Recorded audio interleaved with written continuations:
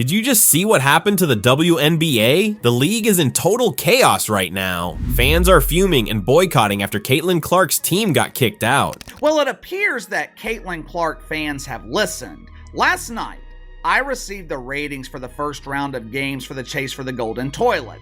As expected, darkness is coming. The spotlight is rapidly fading. No matter how you spin it, the truth is that most people didn't really care about the WNBA until Caitlin Clark showed up. 2 years ago, their home attendance was 1,800 fans. Their average this year, home attendance, is 17,000. That's almost 10 times. And, of course, the big difference is Caitlin Clark. And now that the star of the league is gone, the WNBA will return to what it was before the Caitlin Clark effect. A lot of the Indiana Fever fans or Caitlin Clark fans that you speak of are no longer going to watch the WNBA now that the Indiana Fever are out. I mean, there's no denying it. She single-handedly brought the league into the spotlight. Despite being mistreated, she gave her best. And now that she's out of the league, people are going back to not caring about WNBA once again. Fans were already fuming over all the hate Caitlin Clark was getting. Her opponents weren't just targeting her on the court, they were also accusing her fans of being hateful. And then the moment the ratings tank, they're going to come back and say, see, we were right all along. It's all the racists that follow Caitlin Clark that were watching the product, and now they're gone, and we're back with our diehards. And that's the ratings that you're seeing, actual W fans, not WNBA, actual W fans. Let me get it right. That's going to be the argument The W. now. Well, guess what? Congratulations, because now Caitlin Clark's fans might just skip watching the WNBA altogether this year. And when I say Caitlin Clark's fans, I mean pretty much the entire WNBA audience. But if there is still someone who thinks that Caitlin Clark's absence is not gonna affect the viewership, they need to stop being ignorant and accept the truth. And the truth is, Caitlin Clark came in and made such an impact on how many people started to care about the WNBA. This was the highest viewed season in the history of the league. In 28 years, the numbers were stellar. Let's be honest, how many of you actually started watching the WNBA only after Caitlin Clark stepped onto the scene? Caitlin Clark drew a whole new fan base into it, and now the question is, because she has been eliminated, she and the Indiana Fever are eliminated after losing 2 games to the Connecticut Sun. What is the rest of the season going to look like, ratings-wise, for the WNBA? Are people still going to care? That is the question on everybody's mind, because when you look at the numbers with Caitlin Clark there, that's not much of a question if you ask me. Now we're seeing comments of people saying, well, it's been real, WNBA, I'm going to go back to watching football now. Like, I'll be back when Caitlin plays again, or I'll be back when the Indiana Fever play, because now I'm an Indiana Fever fan. Every Caitlin Clark fan is saying the same thing right now. WNBA just isn't the same without her. Caitlin Clark has literally carried the sport on her back all summer long. She talks that yang. That's what resonates with Caitlin Clark. It isn't her being white. It isn't her being straight. Her game resonates with people in basketball and across the country because she's got that edge. She plays with a flair. I heard her drop 3 F-bombs in one game sitting right there courtside. Her teammates had to hold her back. She's yelling at the coach. That's what Magic, Bird, Isaiah, Jordan, you name it, that's what they do. Clark resonates. But that clicking sound you hear is television's being turned off. Ain't nobody watching this stuff now. Ain't nobody turning the set on and saying, I gotta watch who?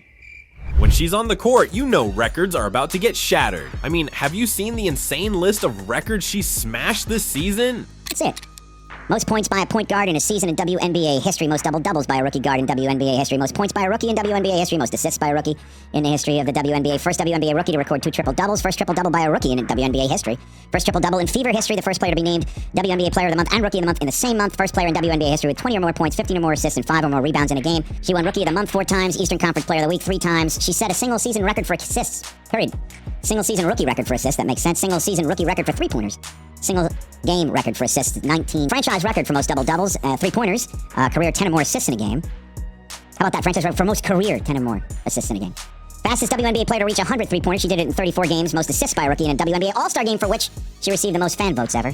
700,000 of those. Fastest player to reach 350 points and 150 assists to start a season regardless of years in the league. She's racked up so many records that we had to speed up the video clip just to list them all. If that's not impressive, then honestly, what is? The WNBA is already seeing a big drop in viewership, and the numbers don't lie. The Indiana Fever playoff game pulled in more viewers than the next 3 playoff matches combined. Caitlin Clark and the Indiana Fever had over 1.8 million viewers, and the rest of the games had around 400,000 viewers. If you added them up together, they still wouldn't add up to 1.84 million. Sundays are usually all about football for most Americans, but Caitlin Clark changed that. Even with the NFL games on, people couldn't resist tuning in to her WNBA playoff match, which pulled in a record-breaking 1.8 million viewers. Sunday afternoon, competing directly with the fourth quarter of the early slate of games in the NFL, Caitlin Clark drew 1.8 million viewers on ABC.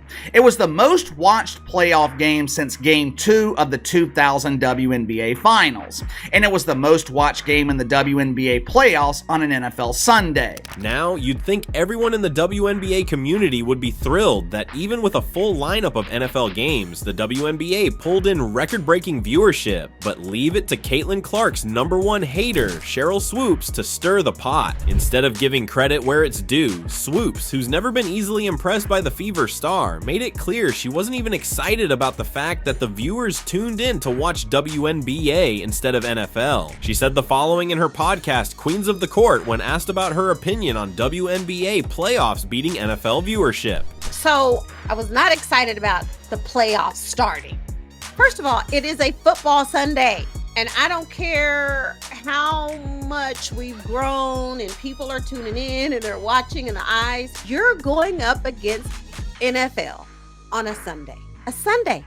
Well, Cheryl, the fact is fans chose to tune in on a Sunday, even with NFL games on, and they tuned in to watch Caitlin Clark. So you are not only disrespecting WNBA and Caitlin Clark, but also the new fans she brought into the league. It is not just a delusional fan base who is just delusional, but they're not really tuning in. No, these people are coming in waves to watch one player who has sold out every single arena that she has played in this season. Let's take a moment and discuss Caitlin Clark. She just didn't come and participate in the league. She revolutionized it. We talk about league attendance. The Indiana Fever, all right, with Caitlin Clark, led the league in attendance both home and on the road. Fever averaged 17,035 at home, 15,000 on the road. Attendance for the entire league up nearly 50% this year, according to data from across the timeline. And Indiana leads all teams with an average attendance of, like I said, of 17,035. Merchandise sales are up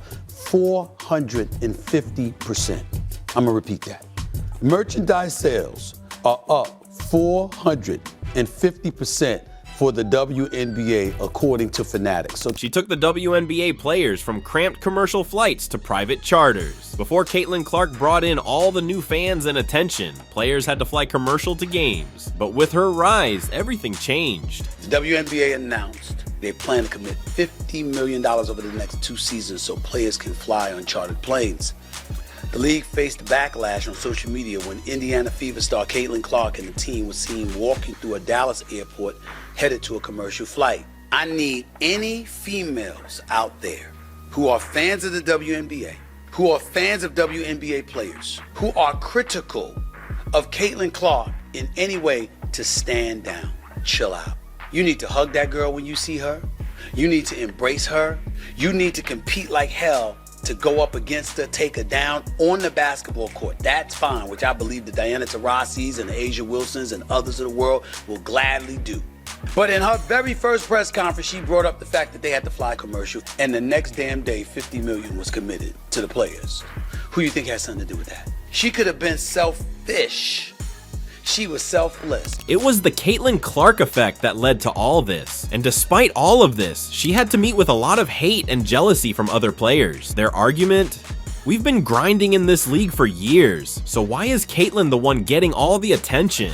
If you are making the argument that ladies who helped build the NBA deserved far more shine that they were getting, you have every right to feel that way. What you have to respect, however, is that the paying customer, the audience, didn't feel that way. They did not give a damn about the WNBA. And they really were not feeling the WNBA to the degree that they're feeling the WNBA now, obviously because of Caitlin Clark, who's selling out games and got the Indiana Fever selling out games more than they sell out Pacer games. It's not just the viewership and attention she brought. Her game speaks for itself. Caitlin Clark transformed the Indiana Fever from one of the worst teams in the WNBA into a playoff contender. The Indiana Fever, remember, Caitlin Clark was drafted first, which means last year they were the worst team in the WNBA. It did not matter because this season they were the most watched team in the league. An average of viewership, 1.1 million viewers each game in the regular season. Other games, listen to this, paled in comparison, drawing just about 394,000 viewers on average per game. She didn't just impress the fans and everyone watching, she also won over analysts and even legendary basketball players, turning them into her biggest supporters. I could watch Caitlin Clark every single night play basketball. I'm that fascinated with her mind, her toughness, obviously her shooting ability. I think she might have cracked my top 5 all time, and that's men or women. All time? Yes. I'm going MJ's in that category. Steph Curry is in that category. If Caitlin Clark goes in there, man, and Larry Bird will be the other guy. That's my 5. This is what Charles Barkley had to say about Caitlin Clark. You women out there, y'all petty, man. Hey, LeBron, you're 100% right on these girls hating on Caitlin Clark. Y'all petty, girls. I expect men to be petty because we're the most insecure group in the world. Oh, you are. Y'all should be thanking that girl for getting y'all that private charters, all the money and visibility she bringing to the WNBA.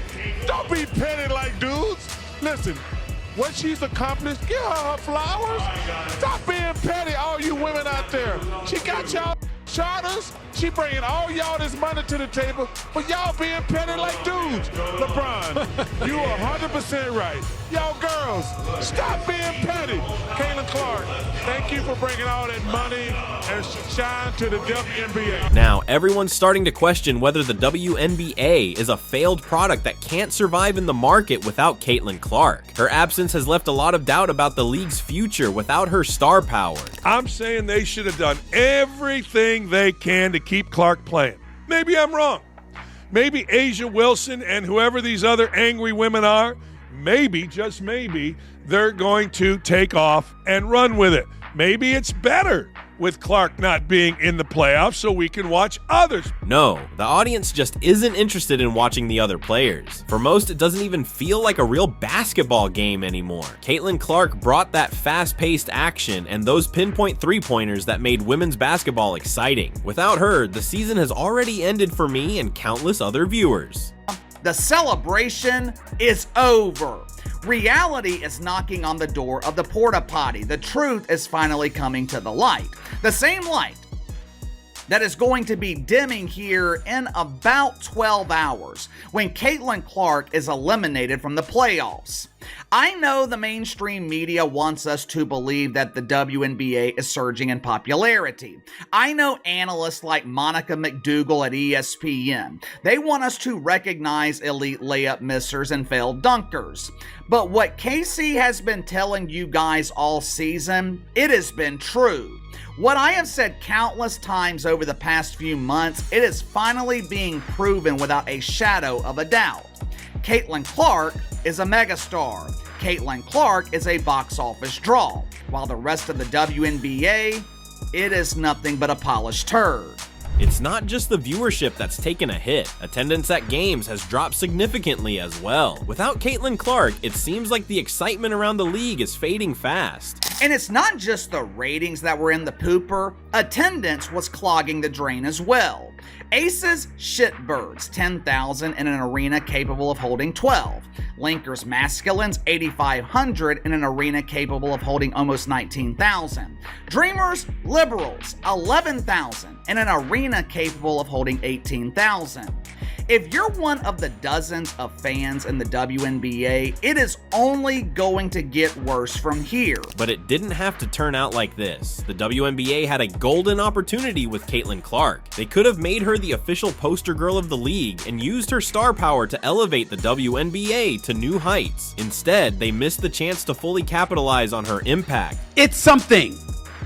And I think that some of the ladies, not all, But some of the ladies in the WNBA are missing the point. But what did they do? Instead of supporting her, the entire league turned on her. They bullied her, and the league officials rewarded the bullies with titles and awards. A perfect example is when Dejanai Carrington hit Caitlin Clark in the eye. Everyone saw it, everyone knew it was wrong, and she should have been suspended for this.